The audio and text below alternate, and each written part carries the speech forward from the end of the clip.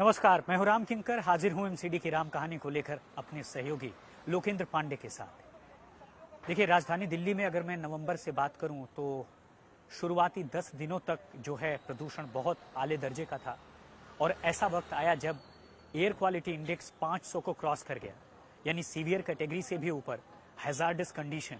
और स्वास्थ्य के लिए, खासकर स्वस्थ लोगों के लिए और ऐसे लोगों के लिए जो सांस से संबंधित उनको कोई बीमारी है, अमूमन ऐसे लोगों के लिए सबसे ज्यादा खतरनाक साबित हुआ।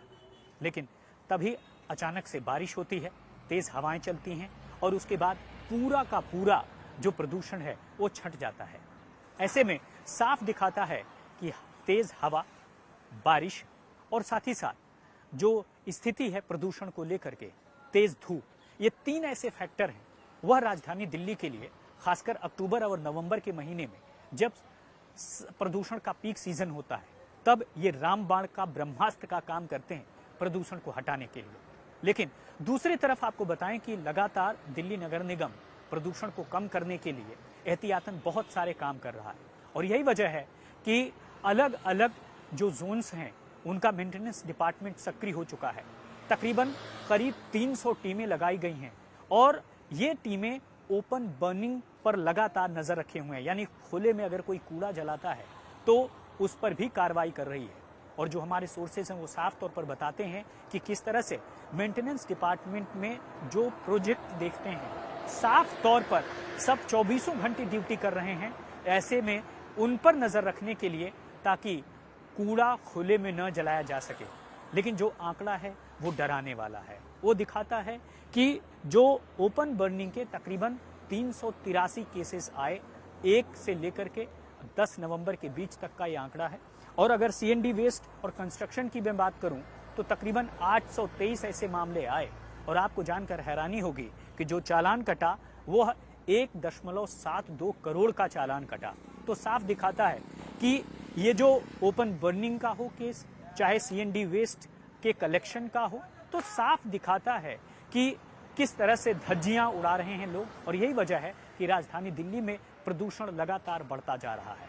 एक तो नेचुरल बारिश हो गई तब प्रदूषण भूल गया, लेकिन अब आगे क्या होगा कोई नहीं जानता। इन सब के बीच कृत्रिम बारिश की भी बात की जा रही है, लेकिन एक्सपर्ट ये कहते हैं कि कृत्रिम बारिश बहुत महंगी होती है और दिल्ली सरकार भले ही तैयार हो, लेकिन क्या वह इस खर्चे को उठाने में सक्षम होगी।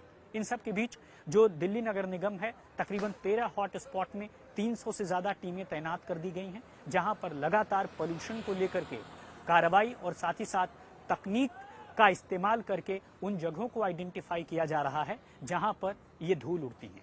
लेकिन आज मैं आपको ये बताना चाह रहा हूं कि आखिरकार ऐसा क्या वजह है कि राजधानी दिल्ली में प्रदूषण हमेशा नेचुरल सोर्सेस यानी तेज हवा, पानी और साथ ही साथ धूप पर डिपेंड करता है, जो कि प्रदूषणकारी तत्वों PM 2.5 और PM 10 को उड़ाने में या खत्म करने में, डिस्पर्स करने में सक्षम होता है। तो इसके पीछे खास वजह यही है कि अभी तक जो तमाम एजेंसियां करती हैं वो ये कि किसी हॉट स्पॉट पर वह रीडिंग लेती हैं। अगर वो रीडिंग 500 से ज्यादा का हो जाता है तो जाहिर सी बात है आगे रीडिंग रिकॉर्ड नहीं होती, लेकिन फिर वो बंद कर दिया जाता है और वहीं पर एंटी स्मॉग गन्स तैनात की जाती हैं, मैकेनिकल स्वीपिंग होती है। ओपन आपने देखा ओपन बर्निंग को लेकर के काफी ज्यादा टीमें एक्टिव होती हैं। सीएनडी वेस्ट का कलेक्शन न हो, कहीं पर अलग अलग जगहों पर धूल न उड़े, इसको लेकर के काफी ज्यादा टीमें तैनात कर दी गई हैं। बावजूद इसके ऐसा क्यों होता है कि राजधानी हर बार अक्टूबर और नवंबर के महीने में प्रदूषित होती है?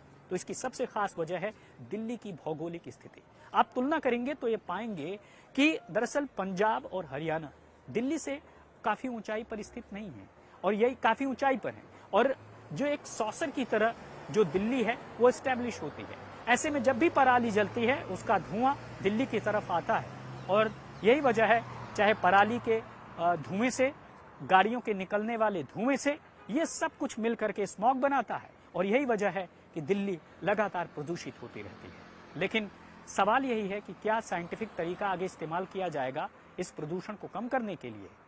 जवाब मेरे पास भी नहीं है। आप भी सोचिएगा कि आखिरकार इस प्रदूषण के जड़ से कैसे खत्म किया जा सकता है। तो इस वीडियो में फिलहाल इतना ही। मुझे दीजिए इजाजत। धन्यवाद।